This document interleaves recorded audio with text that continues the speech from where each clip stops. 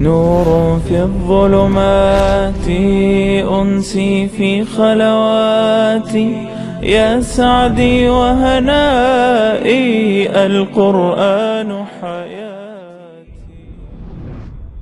ولنبلونكم بشيء من الخوف والجوع ونقص من الأموال والأنفس والثمرات وبشر الصابرين. و قطعا شما را با چیزی از ترس و گرسنگی و به وجود آمدن نقص در اموال و نیز با مصیبت‌های جانی و کاهش محصولات آزمایش می‌کنیم و مژده بده صابران را.